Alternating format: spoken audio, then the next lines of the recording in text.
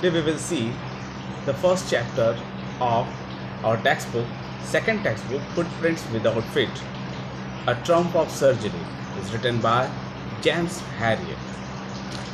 Now, before going to start the chapter, we have to understand what is the given in this chapter. First, the introduction of the lesson. In this chapter, a writer explains about a dog, a small dog, Tricky. The condition of dog is not a very good. He was very fatty and his condition is not too good. Now let's start the introduction to the lesson. Tricky, a small dog, is pampered and overfed by his rich mistress. He falls seriously ill and his mistress consults a veterinary surgeon. Tricky जो एक small dog है वो बहुत ज़्यादा pampered and ओवरफेड है by his rich mistress के द्वारा। उसकी जो मिस्ट्रेस है, जो ऑनर है, उसे बहुत ज़्यादा वो उसे डाइट देती है, उसे खिलाती है, जिससे कि वो ओवरवेट हो गया है। ही फॉल सीरियसली इल, वो बहुत ज़्यादा बीमार पड़ जाता है। And his mistress consult a veterinary surgeon. Veterinary surgeon means animal doctor. जब वो बहुत ज़्यादा बीमार पड़ जाता है तो उसकी जो मिस्ट्रेस, जो ऑनर होती हैं, वो उसे एक वेटरनरी सर्जन के पास ले जाती हैं, उसको दिखाती हैं, उसको ट्रीटमेंट की बातें करती हैं। Does he perform an operation?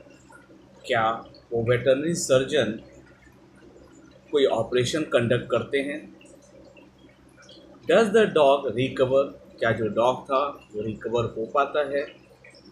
This story is about Tricky, a dog who is pet of a rich lady named Mrs. Pomfrey. ये जो ट्रिकी की स्टोरी है वो एक डॉग है जो बहुत ही रिच एक लेडी मिसेस पॉम्फ्री है, उनका पेट है।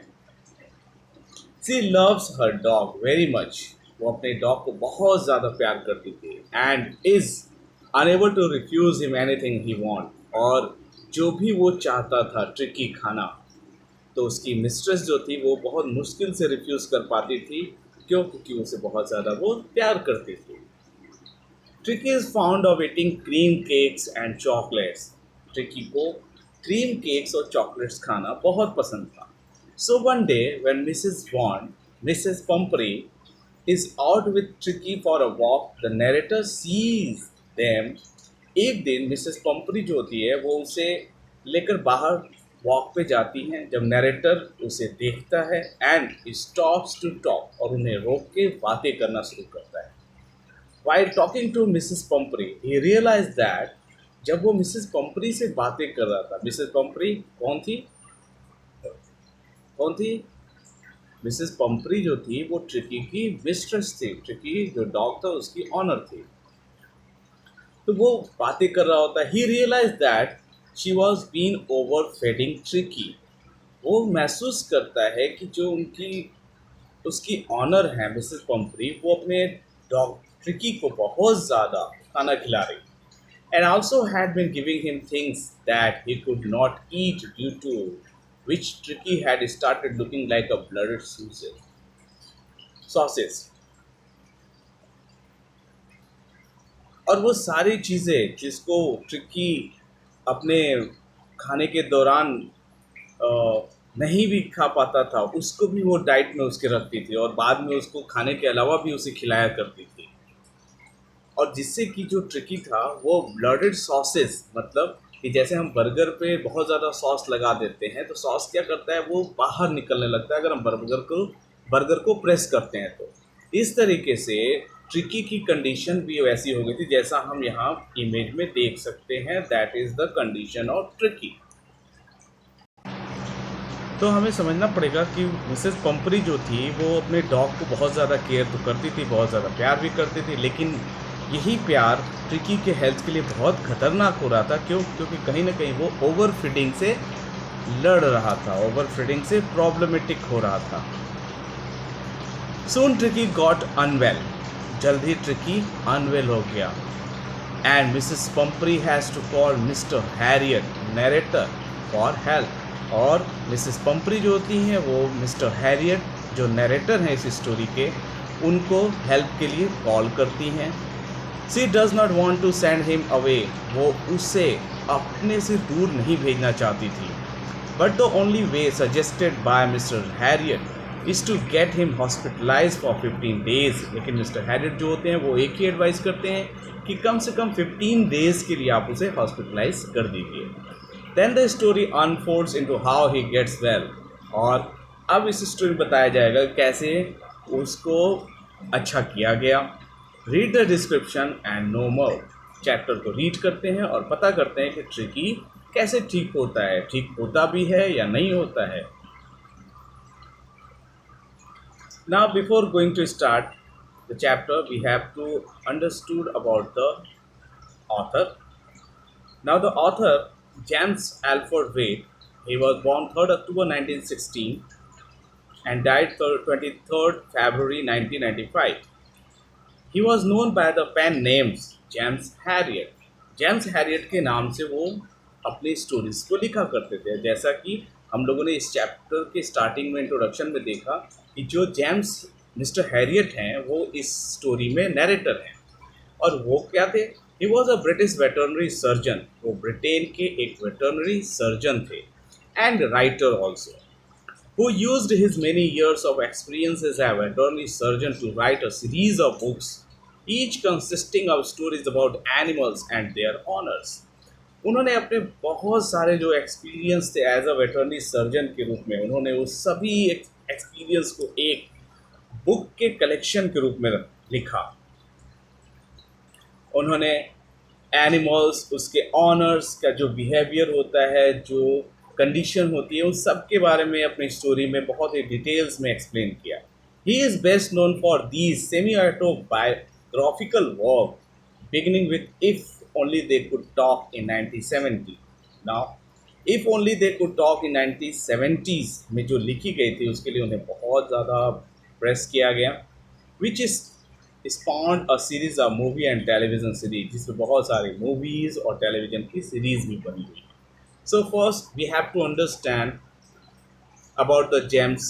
जेम्स जो थे वो एक वेटरनरी सर्जन थे, एनिमल डॉक्टर, जिन्होंने अपने इलाज के दौरान जो भी एक्सपीरियंस उन्होंने गेन किया उन सभी चीज़ों को अपने एक बुक का कलेक्शन किया।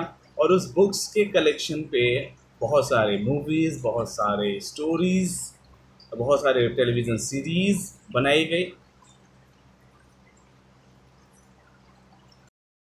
Good evening, student. Now we will start our chapter, A Trump of Surgery, our textbook, Footprint Without Feet. Now, yesterday we have completed the introduction of the chapter, and now today we will read the chapter and find out what is the condition of tricky. Okay, let's start now. I was really worried about Tricky this time. Now narrator explain about the condition of the Tricky. Now he explained that कि इस समय वो बहुत ज़्यादा tricky को लेके worry कर रहे थे, बहुत ज़्यादा टेंस थे। I had pulled up my car when I saw him in the street with his mistress. जब मैंने उसे उसकी मिस्ट्रेस के साथ देखा स्ट्रीट पे तो मैं अपने कार से नीचे उतर गया। And I was shocked at his appearance, और मैं उसके अपीयरेंस को देख के शॉक हो गया था क्योंकि वो बहुत ज़्यादा फैटी हो गया था, like a sauces.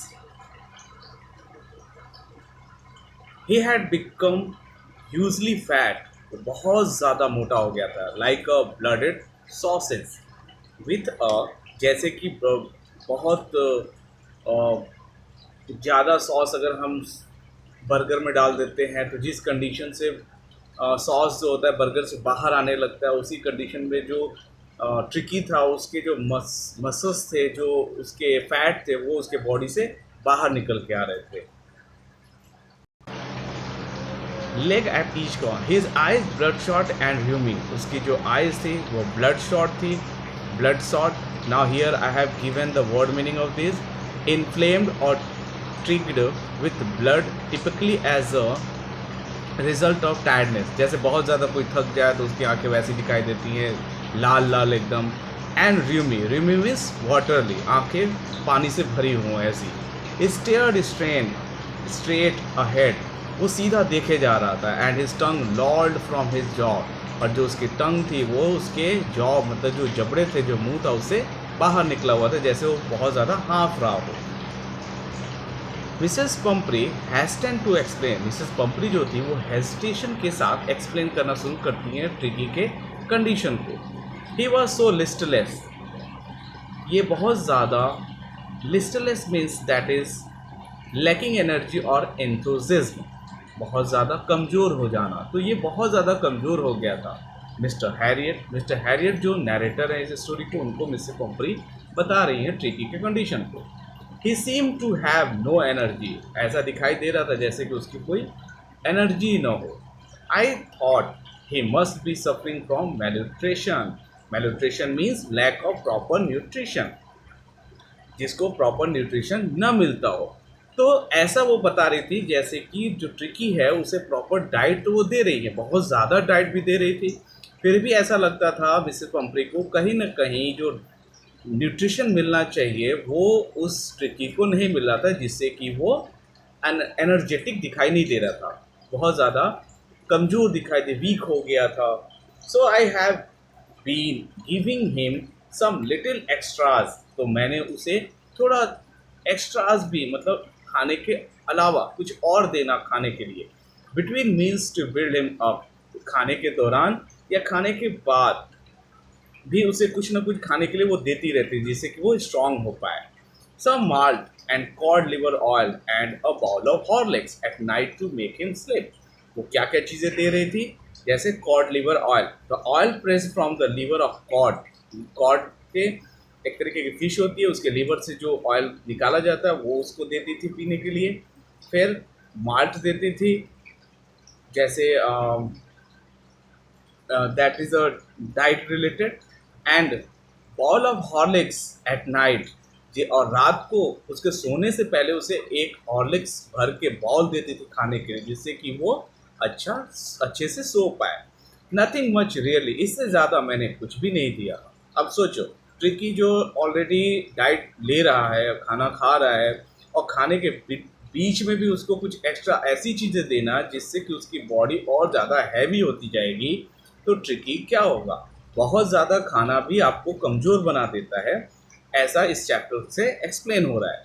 And did my cut down on the sweet things as I told you, फिर मिसेस जो डॉक्टर होते हैं मिस्टर हैरियट, वो पूछते हैं मिसेस पंपरी से कि ओके, और मैंने जो आपको बोला था कि स्वीट थिंग्स जो मीठी चीज़ें हैं उसको आप इसे देना बंद करिए, क्या आपने ऐसा किया था? Oh I did for a bit but he seemed to be so weak I had to reliant.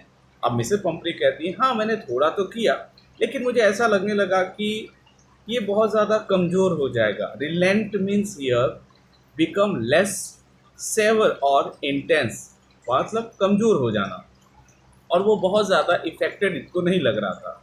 He does love cream cakes and chocolates, हो इसे बहुत ज़्यादा पसंद है केक्स, क्रीम केक्स खाना और चॉकलेट। सो आई, और इसीलिए वो उसे कुछ ना कुछ बीच में देती रहती थी खाने के लिए। I can't bear to refuse him, मैं उसे मना भी नहीं कर सकती क्योंकि उसे वो बहुत ज़्यादा पसंद है। दैट वॉज द ट्रबल, और यही, sorry, I forget one line. I looked down again at the little dog, मैंने फिर से उस छोटे से डॉग को पूरा तरीके से देखा। That was the trouble, और यही उसकी परेशानी थी। Tricky's only fault was greed, greed means होता है लालची, लालच। जो ट्रिकी था उसका एक ही परेशानी था, और वो क्या था, वो ग्रीड था, वो लालची था, हर चीज़ों को खाता रहता था। He had never been known to refuse food, उसे ये नहीं पता था कि खाने को कैसे रिफ्यूज़ कर देना चाहिए, मतलब कि अगर पेट भरा हो तो हमें बीच में कुछ भी नहीं खाना चाहिए, ये चीज़ ट्रिकी को नहीं पता था, और ट्रिकी हर चीज़ को खाया जाता था, जो भी उसको दे दो वो सब खा जाता था। He would tackle a meal, he would tackle a meal at any hours of day or night, और अगर आप कभी भी उसको खाने को जो भी चीज़ें दे दो, चाहे वो दिन हो या रात हो, वो उसको मज़े से खाता था। And I wondered about all the things Mrs Pumphrey hadn't mention, और मैं उन सारे चीज़ों को लेके बहुत ज़्यादा टेंस था, बहुत ज़्यादा परेशान था, जिसको मैं मिसेस पंपरी ने मेंशन नहीं किया था। जैसे स्वीट के लिए डॉक्टर मिस्टर हैरियट ने मना किया था, लेकिन उन्होंने उसको वैल्यू नहीं दिया और उसको खिलाती गई। और उसको एक्सरसाइज की बात किया, लेकिन एक्सरसाइज भी वो नहीं कराती थी, बहुत ज़्यादा था तो वॉक पे ले जाती थी। So now let's see what happen. Are you giving him plenty of exercise? फिर डॉक्टर हैरियट पूछते हैं क्या आपने इसे ट्रिकी को एक्सरसाइज कराया है, अच्छे से एक्सरसाइज कराया? Well he has his little walk with me as you can see, but Hodgkin the gardener has been down with lumbago, so there has been no ring throwing lately. Lumbago is a pain in the muscles and joints of the lower back. Spinal cord में अगर दर्द हो जाए तो उस disease को हम लिम्बागो बोलते हैं।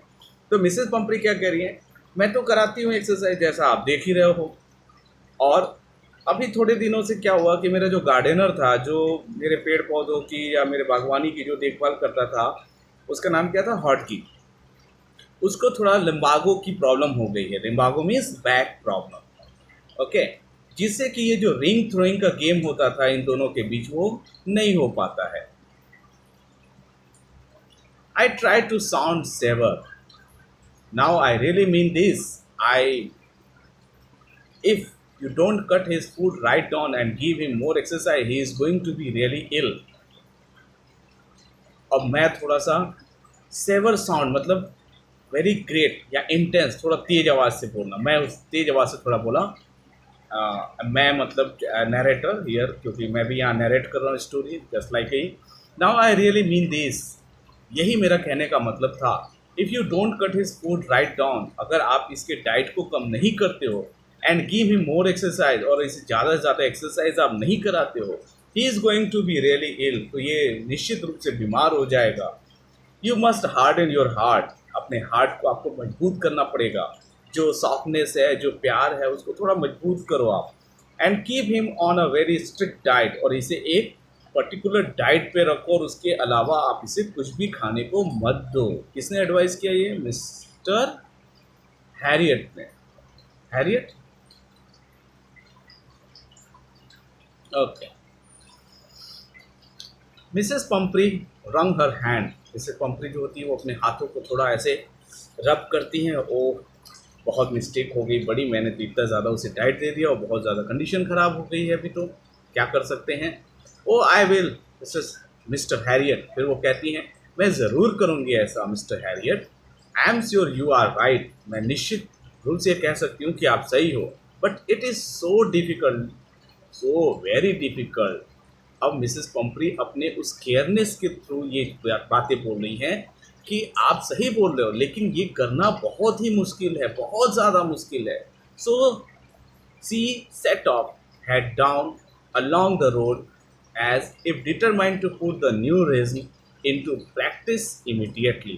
वो जो वहाँ चुपचाप बैठ जाती हैं, सर को नीचे कर लेती हैं रोड के साइड में, और वो थोड़ा डिसाइड करती हैं कि जब कुछ न कुछ अभी से ऐसा डिसीजन लेना पड़ेगा जिससे कि वो ट्रिकी को स्वस्थ रख पाए, हेल्दी रख पाए। I watch there progress with growing concern, मैं उसके प्रोग्रेस को देख रहा था, लेकिन मेरे अंदर चिंता भी हो रहा था ट्रिकी को लेके। Tricki was tottering along in his little tweed coat. He had a whole wardrobe of these coats. Tricki जो था, tottering means move in a feble और अनस्टेडी वे, लड़खड़ा के चलना। ट्रिकी जो था वो लड़खड़ा के चल रहा था अपने कोट के सहारे, जो वो कोट पहना हुआ था, जैसे कि ठंड में कोट पहनते हैं हम लोग, उसी तरह ट्रिकी के लिए मिसेस पंपरी ने बहुत ही अच्छे अच्छे कोट खरीद रखे थे, जिससे कि पूरा वार्डरोब उसका भरा हुआ था। इस तरीके से वो पहन के वो चल रहा था फॉर द कोल्ड वेदर, ठंड के मौसम के लिए, and a rain coat for the wet days. अब जब रेनी सीजन होता है तो उस समय के लिए उसके लिए रेनकोट भी खरीद के रखा था। He struggle on dropping in his harness, वो बहुत मुश्किल से चल पा रहा था।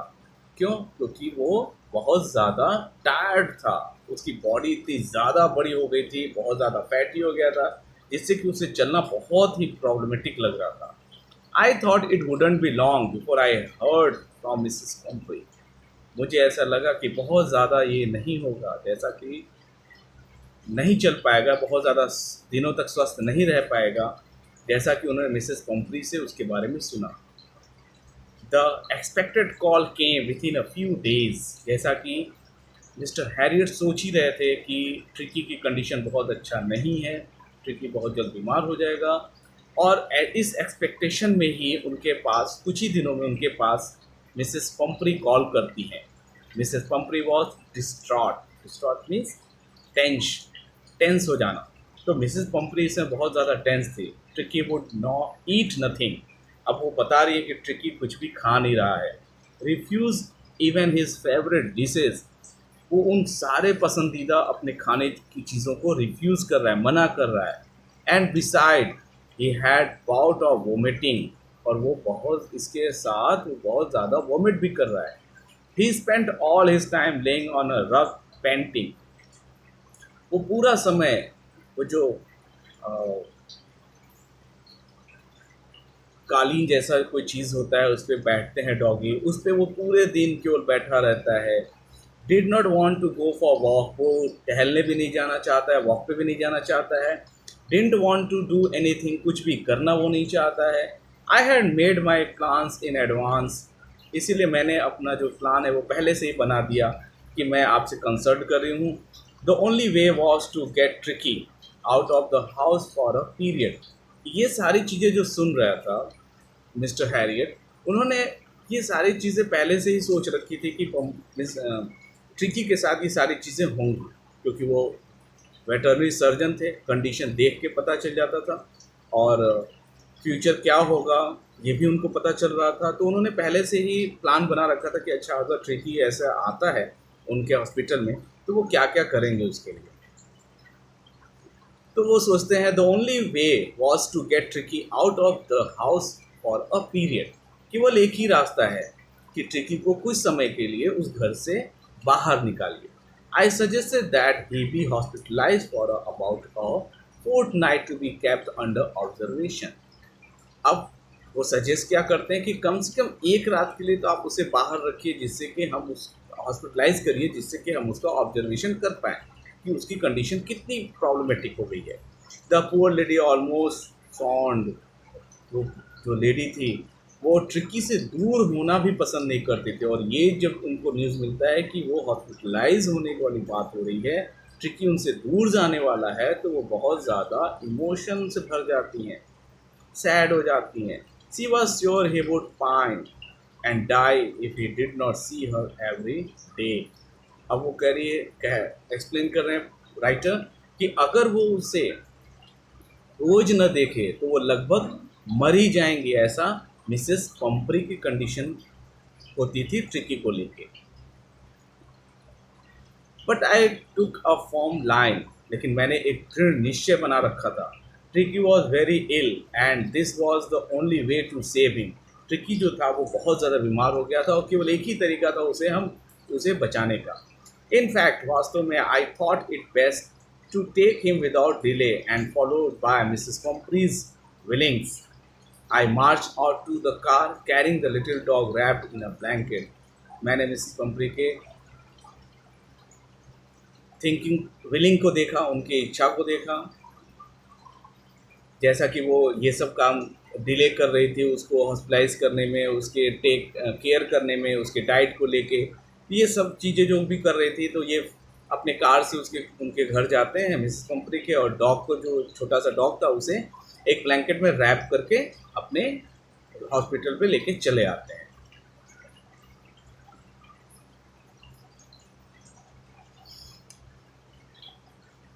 The entire staff was rushed and maids rushed in and out, bringing his day bed, his night bed, favorite cushions, toys, and rubber rings, breakfast bowl, lunch bowl, supper bowl. Now, जब वो mister Harriet tricky को लेके hospital आते हैं तो जो उनका पूरा स्टाफ होता है, जो उसमें मेड्स होती हैं, वो सब लोग भागम दौड़ में लग जाते हैं। वो कोई उसके डे के बेड को ला रहा है कार में से, कोई नाइट के बेड को ला रहा है, कोई उसके फेवरेट कुशंस को लेके आ रहा है, कोई टॉयज़ लेके आ रहा है, कोई रबर रिंग्स लेके आ रहा है, कोई ब्रेकफास्ट बॉल लेके आ रहा है, कोई लंच बॉल लेके आ रहा है, कोई supper ball, it means just like a dinner ball. ये सारी चीज़ें मिसेस पंपरी ने ट्रिकी के लिए खरीद रखी थी। तो आप सोचो कि ट्रिकी को कितना केयर करती थी, जिससे कि ट्रिकी उनके पास खुश रह सके। लेकिन यही चीज़ें ट्रिकी को कहीं ना कहीं अनहेल्दी बना रखी थी। Realising that my car would never hold all the stuff, जब ये सारी चीज़ें उनके कार में रखी जा रही थी मिस्टर हैरियट के, तो वो ये ऐसा सोच रहे थे कि सारी चीज़ें उनकी कार में नहीं आएंगी। I started to drive away, फिर वो जैसे आ गई, सबको सब सामान को रख देते हैं, फिर वो वहाँ से निकल चलते हैं। एज आई मूव्ड ऑफ, जैसे ही मैं वहाँ से निकला, Mrs Pumphrey with a despairing cry threw an armful of the little coats through the window, और मिसेस पंपरी बहुत ज़्यादा डिप्रेस थी, बहुत ज़्यादा सैड थी। उन्होंने अपने जो हाथों में कोट रखा था उसको विंडो से बाहर फेंक देती हैं। I looked in the mirror, मैं उनको अपने कार के मिरर से देख सकता था अभी भी। Before I turn the corner of the drive, जब मैं स्ट्रीट से मुड़ने ही वाला होता था। एवरीबडी वॉज इन टीयर्स, सभी लोग रो रहे थे। Out on the road I glance down at the pathetic little animal gasping on the seat by my side. जब वो रोड पे अपनी कार के साथ जा रहे थे और ट्रिकी उनके बगल में था, तो एक नज़र डालते हैं उस लिटिल एनिमल के ऊपर और उसके कंडीशन को जो हाँफ रहा होता है। आई पेटेड द हेड, मैं उसके सर पे प्यार से हाथ रखता हूँ। And Tricki made a brave effort to wag his tail, जो ट्रिकी था बहुत ही मुश्किल से अपने टेल को मूव करा पाता है। Poor old lady, I said, बेचारी बूढ़ी lady. You haven't a kick in you, but I think I know a cure for you. I said, मतलब यहाँ पे हैरियट, मिस्टर हैरियट जो होते हैं, वो कहते हैं you haven't a kick in you, means तुम्हारे लिए कोई अचानक से कोई चीज़ नहीं है। बट आई थिंक, लेकिन मैं ऐसा सोचता हूँ, I know a cure for you, मैं तुम्हें ठीक कर सकता हूँ। At the surgery the household dog search round me, जैसे ही वो हॉस्पिटल पहुँचते हैं, दैट इज़ द सर्जरी, जैसा मैंने आपको पहले ही बताया। मेडिकल के फील्ड में अगर हम सर्जरी की बात करें, that is the operation, but here that is a surgery means related to the hospital, the word related to the hospital. Now जैसे ही वो वहाँ पहुँचते अपने hospital, the household dogs, जो वहाँ पे दूसरे जो डॉग्स होते हैं जिनको वो पहले से ही रखे थे, उनका इलाज कर रहे थे, वो उन चारों तरफ घेर लेते हैं उनको। Tricky looked down at the noisy pack with dull eyes and when put down lay motionless on the carpet.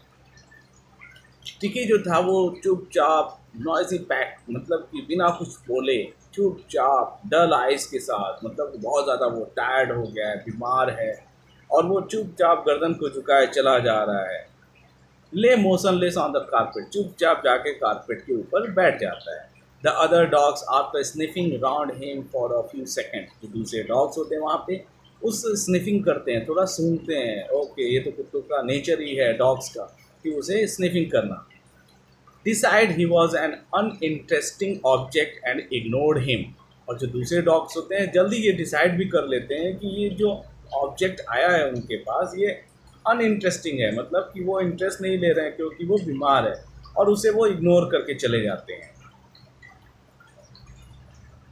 I made up a bed for him in a warm loose box next to the one, मैंने उसके लिए एक गर्म loose box में bed बनाया जो दूसरों के बगल में था। द अदर डॉग स्लिप, जहाँ पे दूसरे डॉग सोते थे।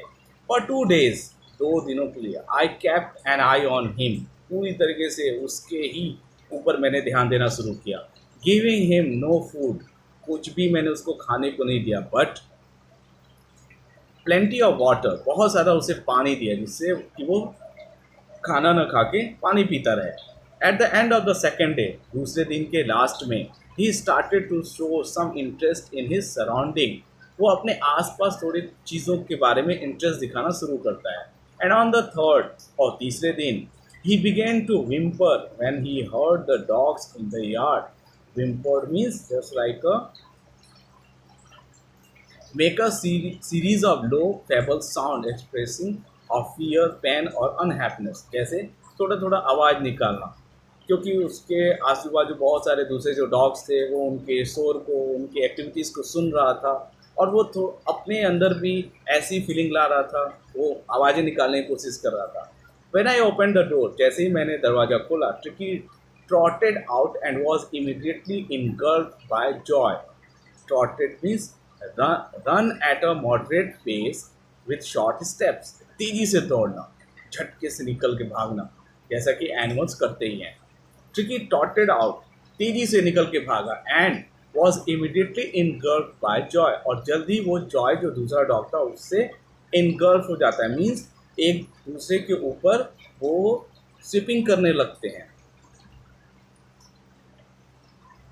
The grey hound and his friend, Joy Joy the grey hound, जो ग्रे हाउंड नस्ल का था वो उसका फ्रेंड हो जाता है। आफ्टर रोलिंग हिम ओवर, वो उसके ऊपर बहुत रोलिंग कर रहा होता है, and through thoroughly inspecting him, वो उसे इंस्पेक्ट मतलब जांचना भी शुरू कर देता है कि ओके चलो अब ये ठीक है, इसके साथ हम लोग खेल सकते हैं। The dogs move of down the garden, जो डॉग्स होते हैं वो दौड़ के जाते हैं गार्डन की तरफ। ट्रिकी फॉलोड देम, ट्रिकी उनको फॉलो करता है, उनका पीछा करता है। Rolling slightly with his surplus fat, जिस बहुत ज़्यादा फैट होने से क्या होता है कि वो रोल करने लगता है।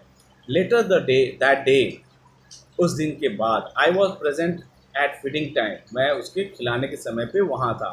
आई watch while Tristan slop the food into the bowl, Tristan that is the another name, Tristan मैं देख रहा था, I watch while Tristan slopped the food into the bowls, वो बहुत ज़्यादा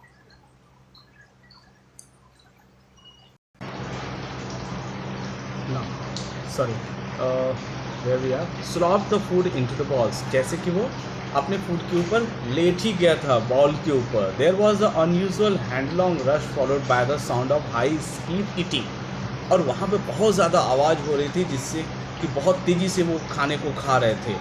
एवरी डॉग न्यू, सभी जो डॉग्स थे वहाँ पे उनको पता था that if he fail behind the others, कि अगर वो दूसरों से पीछे हो जाएंगे खाने में, he was liable to have some competition for the last part of his meal, तो वो जो खाने का लास्ट टाइम होगा जब उस बाउल में डाला जाएगा फूड, तो बहुत ज़्यादा कंपटीशन होगा और उनको शायद खाना न मिल पाए। तो डॉग्स के बीच में ये कंपटीशन था कि जल्दी जल्दी कौन खाना खा सकता है। इसी तरीके से जो ट्रिकी भी होता है वो डॉग्स के एटमॉस्फेयर में उनके बीच जब वो रहना शुरू करता है, तो उसके अंदर भी अब 3 दिन वो कुछ नहीं खाया, फिर वाटर पे रहा, तो ऐसे में उसके अंदर कहीं ना कहीं खाने की अब इच्छा शुरू होने वाली है और एक कंपटीशन आने वाली है कि कितना आप खा सकते हैं, कैसे जल्दी से जल्दी खा सकते हैं। Thank you. Now the next we will start next day. Thank you.